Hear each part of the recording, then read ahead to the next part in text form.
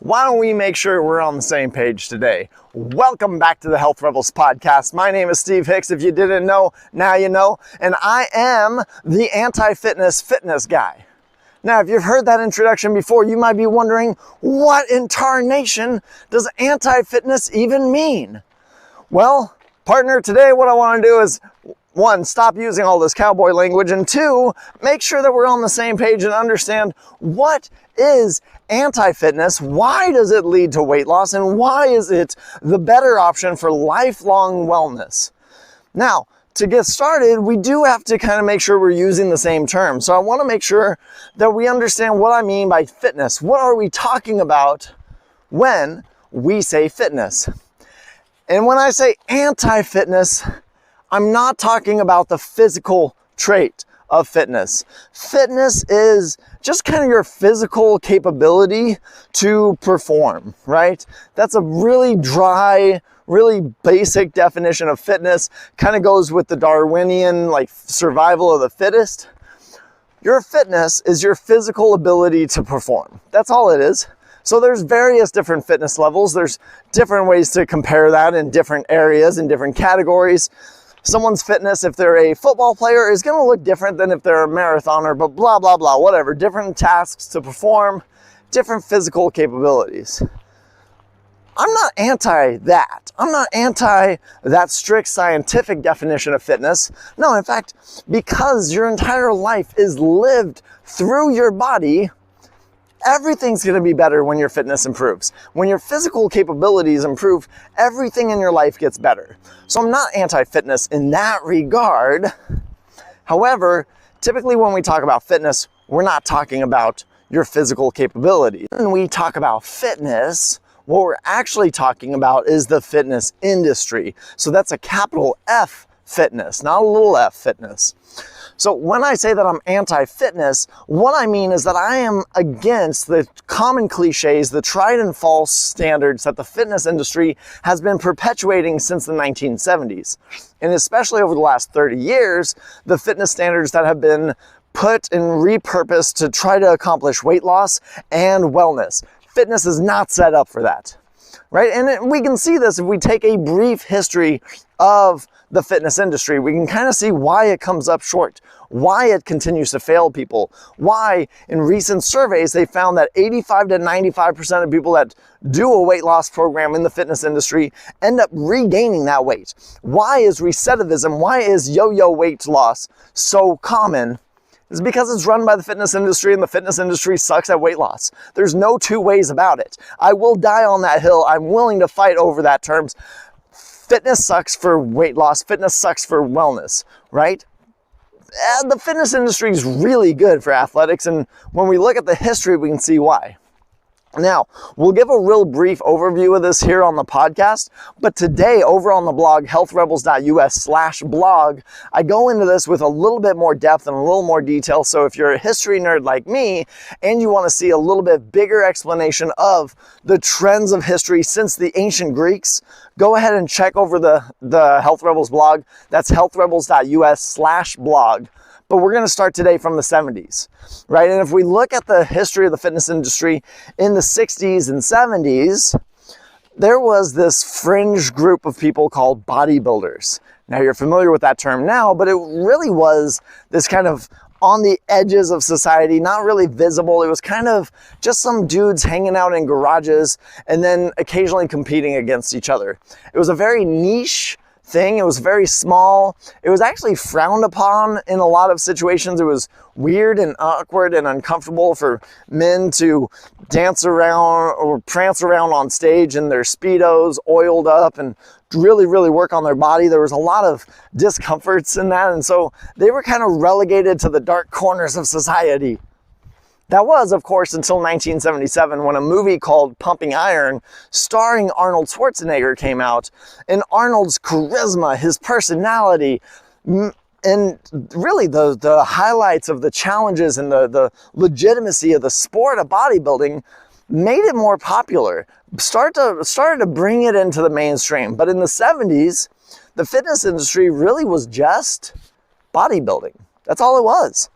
And then in the 80s, as some professional athletes watched pumping iron, and as some superbly strong standouts like Bo Jackson and Brian the Boz Bozeman, as there were some supremely strong, and there's Herschel Walker in that conversation as well, as supremely strong and bigger, stronger athletes started to dominate the sport, athletes started asking bodybuilders to train them, to look like them, to be bigger, to be stronger. And so bodybuilders became personal trainers. In the 80s, there was a second trend, and that was the rise of the 80s action star. People like Arnold Schwarzenegger, Sylvester Stallone, Bruce Willis. They started to redefine what the manly man body looked like, right? And with that, now people started to hire the bodybuilders from the 1970s, from the Pumping Iron movie, to help them look more like the action stars on TV. So now in the 80s, fitness became the solution for sports performance and for just kind of bodybuilding aesthetics, the appearance of being a bodybuilder. So in the 70s, bodybuilding is the fitness industry. In the 80s, fitness becomes bodybuilding and sports performance. Well, in the 90s, America especially goes under a obesity epidemic. We got a radically shifting culture that was more sedentary, and we had larger portions on food serving sizes, we had lower quality food ingredients, and obesity started to become a problem. Doctors, not really having a solution to this, did the best they could. They prescribed, hey, it looks like you should probably be more active. Go ask those people what to do. And they pointed and guided people to bodybuilders. So in the 90s, we have people that were looking for sports performance and for bodybuilding aesthetics, now trying to help people with weight loss. And as we've done more research and saw the benefits of exercise and the health benefits, now we've given the bodybuilders the same responsibility of trying to train people how to lose weight and how to be healthy. Nowadays, the average consumer, when they go into fitness programs, are looking for weight loss, looking for wellness, and they're getting bodybuilding because that's the history of the industry. The fitness industry is the bodybuilding industry. If you're looking for health and wellness, you're looking in the wrong place. So that's one of the big things that we talk about when I talk about being anti-fitness. I want you to be healthy. I want you to have that wellness, but I want you to be able to pursue it in a way that's actually beneficial towards those ends. I don't want you to get wrapped up in bodybuilding if you're not trying to be a bodybuilder. I don't want you to get wrapped up in sports performance if you're not trying to be an athlete. Now, the reality is, that is the fitness industry. So if the fitness industry doesn't care about your particular goals, what do? Well, we have to turn to anti-fitness. We have to take those standards that have failed people and we have to turn them on their head. Now, within Health Rebels, we do this one way through what's called the Rebel Filter. It's a 5-part framework. I think most recently we talked about this on episode 74 of the Health Rebels podcast, but it's the 5-part. It talks about reject extremes. Bodybuilding loves extremes. Sports performance wants to go to the extreme of human potential, right? The fitness industry loves extremes, and we know from a health perspective that those extremes actually push you away from health. They actually make it difficult and might actually be counterproductive towards weight loss goals, might cause more stress, which is your fat hoarding hormone, and it might cause you to actually gain weight, right? So we want to reject extremes. We want to energize ourselves through healthy habits. We don't want to just do what some bodybuilder's ego says. We want to do those things that make us feel better. We want to break standards. Like I mentioned, fitness industry, not built for health and wellness. If you want health and wellness, you have to do something new. We have to break those standards. We have to excite ourselves about our potential, excite ourselves. This is, and you can go back, I think it was like episode 9 of the Health Rebels podcast, deep cut. But we talk about excitement being the number one variable that leads to success, or the lack of excitement leads to the lack of success. So if you're curious on that, go ahead and go back and check that episode. And then finally, love ourselves and act accordingly. Love ourselves actively, right? This is not necessarily the case with sports performance and with bodybuilding. A lot of bodybuilding is based around insecurities. And so it's about like overcoming, sorry, there's a fly on my hand. It's about overcoming those insecurities and pushing through them. Not necessarily what we want from a wellness perspective, right? So that is the Rebel Funnel, those 5-part framework. It allows us to filter out all the misinformation, all the fads, all the myths, all the bullshit, all those standards that don't work for us. And it distills an anti-fitness program, an anti-fitness approach to health and wellness. It distills those healthy habits that are actually going to push us towards our goal instead of away from it. So talking about breaking standards, today what I want to do is, as we talk about anti-fitness, I know you're inundated and indoctrinated with a ton of fitness standards. What I want to do today is I want to break some of those and give you alternatives, right? The fitness industry loves always pushing for higher intensity workouts. Anti-fitness, in my coaching in the Health Rebel solution, I often talk to my clients about, look, we actually want a higher ratio of lower intensity activity. We want to do the little gentle things that build the base of health.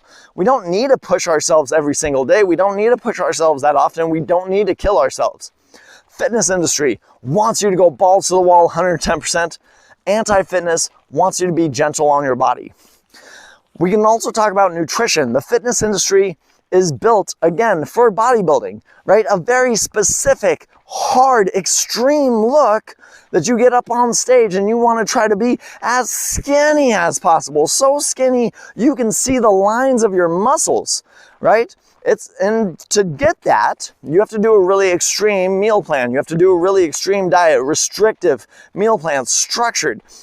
Anti-fitness, focusing on wellness and lifelong habits, we're going to focus on healthy eating habits. We're not going to be super structured. We're not going to be super mean about it. We're not going to be restrictive. We're going to just focus on the daily good. The fitness industry also, you've probably heard the mindset around fitness is no excuses, play like a champion, blah, blah, blah, blah, blah, blah, blah. With the anti-fitness approach, one of the things I often tell my clients is that I love excuses.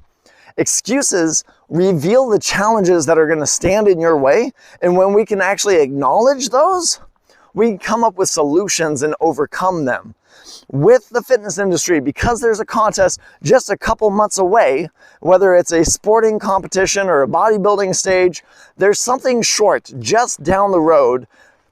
You can push through, you can ignore excuses for a little bit. Anti-fitness, the focus on lifelong wellness, means that if you ignore that, it's going to come back and it's going to bite you in the rear. We don't want to ignore it. We want to love excuses, overcome excuses, and then move forward.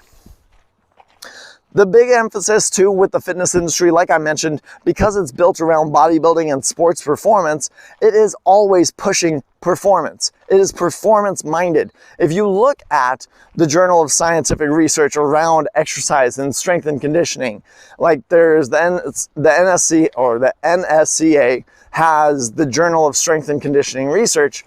All of the studies are interested in sports performance. Anti-fitness, we don't really care, right? The reality is, I'm not trying to go to the Olympics. I'm not trying to get a new PR in a marathon. I'm not trying to do these amazing feats of human wonder and all that stuff. All we want to do is feel great. We want to feel great every single day. And so we put the focus not on performance, not on maximizing and optimizing, but we put the focus on feeling great, feeling amazing. That's what I want for people. And then finally, the big thing that we're going to break away from, because the fitness industry is built for sports, built for bodybuilding shows. Everything in the fitness industry runs on 3 to 6 month cycles. Everything runs on the 3 to 6 month cycles, right? If you think about, you probably heard with sports, right? They have a preseason, they have the regular season, they have the playoff postseason, they have the off season. They break the year into 4 3-month cycles, and they run through those cycles, right? Bodybuilding, you probably heard some meathead bro in the gym talking about it's bulk season or it's cutting season, right? Everything in the fitness industry is based around cycles, and they're usually short-term cycles. So when people go to the fitness industry for weight loss and they get great results for 3 months and then they lose it afterwards, it's because everything was built on a focus of 3-month cycles. Of course, when you follow a bodybuilder's diet, you're gonna get results for 3 months.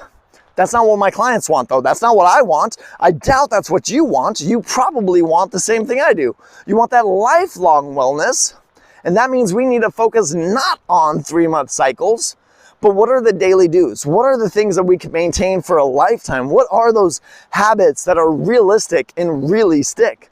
What is a reasonable way to do this? That is the anti-fitness focus, not on what can we do for 3 months, what can we do to maximize the next 3 months, but what am I gonna do for the rest of my life and enjoy it for the purpose of wellness. So that's it, everyone. That is anti-fitness. That is how we become health rebels. That's how we break standards and reject extremes. And if you love this message, if you want to share this message, I encourage you to be a fellow health rebel and share this message with someone that it can impact. Right? There's a lot of people that are looking to the fitness industry for wellness and being continually disappointed. It's our opportunity now to share this anti-fitness message and help people get that daily wellness, to get that weight loss that lasts, and to put their best foot forward every single day. That's what I want for me, that's what I want for you, and that's what I want for those in your life as well. So please, if you think this message can help somebody, please share the podcast. And if you do that, send me a screenshot, prove that you shared it with somebody over at my email, steven@healthrebels.us, and I will send you a free book. I will send you a free high protein recipe pack so that you can play around with some new recipes and enjoy the food that enjoys you back. So everybody, that's what I got for you today. Next week, we're gonna be starting a 2-part series talking about overcoming minor insomnia. If that interests you, make sure you come on back next week and we'll be talking about the autonomic nervous system and sleep and helping you sleep a lot better. Everybody have a great day and stay awesome.